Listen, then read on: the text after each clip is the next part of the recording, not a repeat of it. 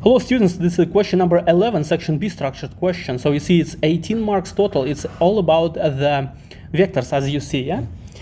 Okay, so let's start. So it says that 3 points making parallelogram, and we should find the point D, okay, diagonal opposite to B. Okay, so if we will make parallelogram, let's show how it looks like.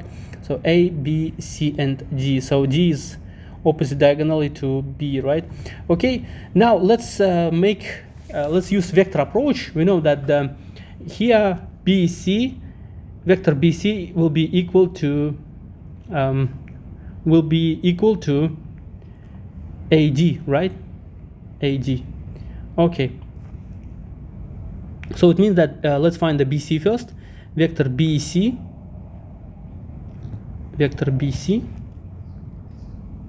equals to -1 plus 3, -2 plus 6, and 4 minus 2. So it is 2, 4, and 2. Okay, and the vector AD, yeah, the vector AD, I will write it somewhere here. So vector AD will be x minus 1, y minus plus 4, and z. It's all about D, right? And now we can equate. So we can solve 3 equations. 2 is equal to xd minus 1, 4 is equal to yd plus 4, and z is equal to, and 2 is equal to z. Okay, so now let's solve these 3 equations. Yeah, so it's 2 is equal to z. Okay, so x here is equal to 3, y is equal to 0, and z is equal to 2. So we have the point D. So okay, so this is a coordinates of point D. So D has a coordinates 3, 0, 2. Okay, now part B. Find the coordinate of E. So what's the coordinate of E? It's intersection point of the diagonals of parallelogram. Using the midpoint formula, we will obtain that the -1 plus 1 over 2, so minus 2 minus 4 over 2, 4 minus 0 over 2. It's a formula of midpoint, right? So we are using the point A and C. Okay, so this midpoint has the coordinates after that, yeah? So 0, 0, 3, -3, and 2. So this is a midpoint M. So let me represent it here. So this point is midpoint, okay? Now, next part, C, it is given that the cross product of AB and AD, so let me use the, let's say this color, AB and AD, so cross product. So we know that the cross product is normal to the plane of parallelogram, right? So this is a cross product. This is AB cross product AD. Okay. Most likely we will use in the future, yeah? Usually it looks like this. So we will going to apply it somewhere later in this question. Okay, so C1 is, we have to find the value of M. So what is M? So using the cross product, so we know how to find cross product, right? So we just multiply the AB and AD. So we know the coordinates of AB and AD, so -4, -2, and 2 will be multiplied by 2, 4, and 2, and it will be equal to -12, 12, and -12. Okay, so we see that if we will make 12 out of brackets, we will get -1, 1, and -1.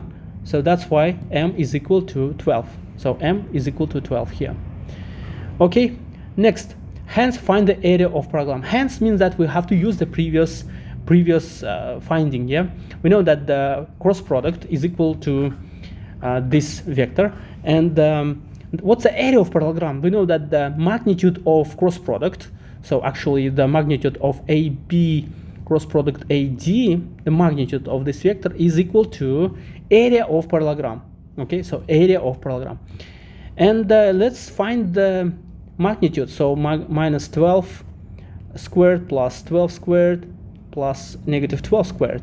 So what this value is, we'll make 12 out of brackets, and then 1 plus 1 plus 1. So it is 12 square root 3. So this is the area of parallelogram. Okay, now let's turn to the next part, second plane P2. So this is the plane P1 contains parallelogram So this our program lies in the plane P1. Okay, so P1.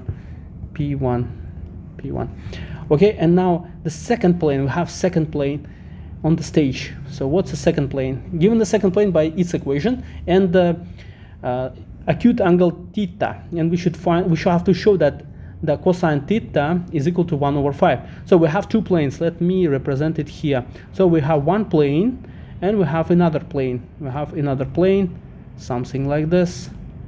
Yeah, another plane, and we have to find the acute angle. So this angle between the two planes. What we can do, we know the formula, we know the cross product vector. Yeah, so we know the normal vector of the initial plane, so this vector. What we need is to find we have to find another normal vector of the second plane. Okay, and then after that we will find the angle between the normals. Okay, so let's find this angle. So we have two normals. Yeah, so let's say the first normal is 12 and 1, -1 and 1, or vice versa. Yeah, let me check.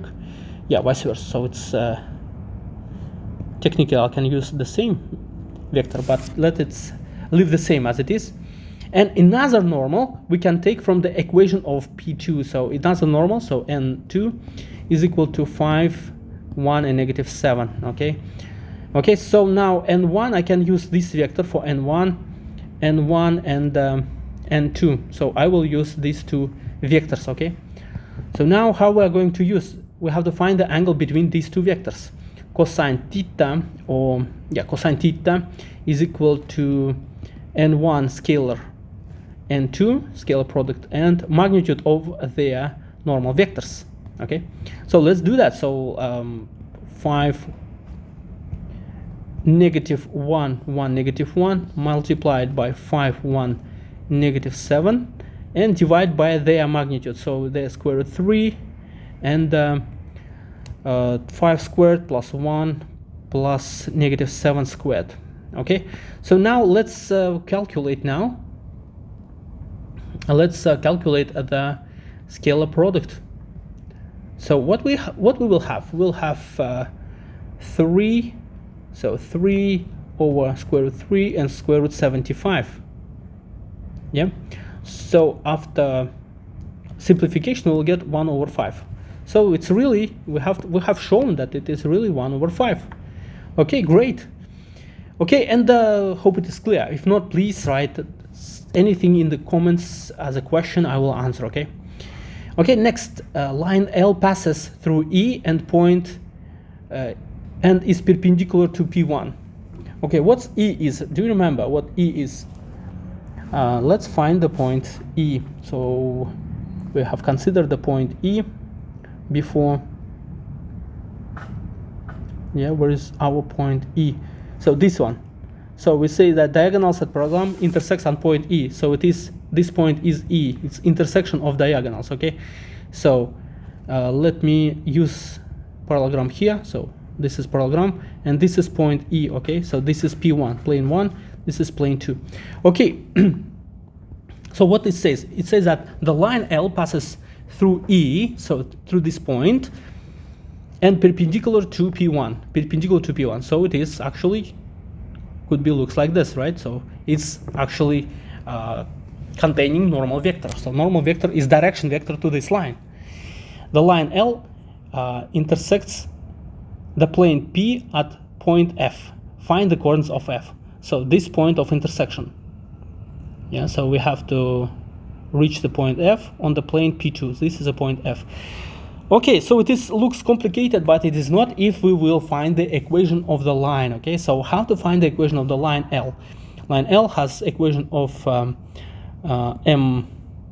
mx plus c, or we can use the vector equation. Okay, so it's x, y, z because it's three-dimensional case, and the position vector will be 0, -3, and 2. It's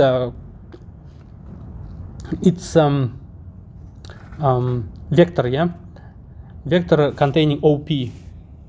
It's vector OE. Okay, and plus this red vector is going to be the direction vector for this line, and red vector is has a components -1, 1, and -1, and here lambda. Okay. Okay, and we say that this point F is common. So this point F is common for the both.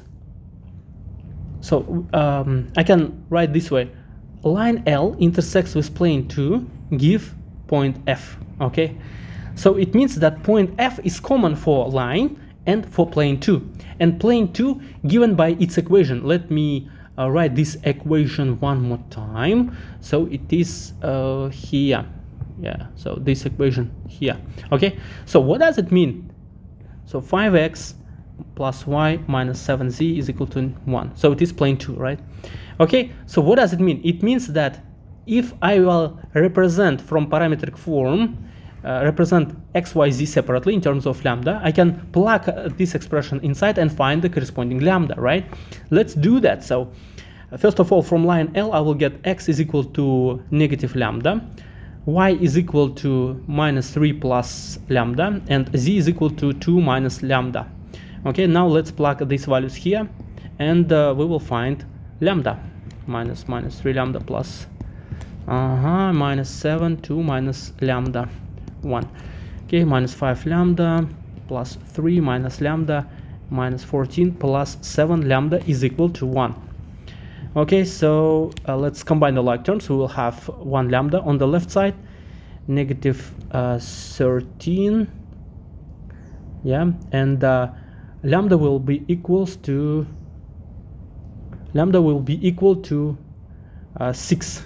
Okay, so that's why the points of intersection, x is equal to -6, y is equal to 3, and z is equal to -4.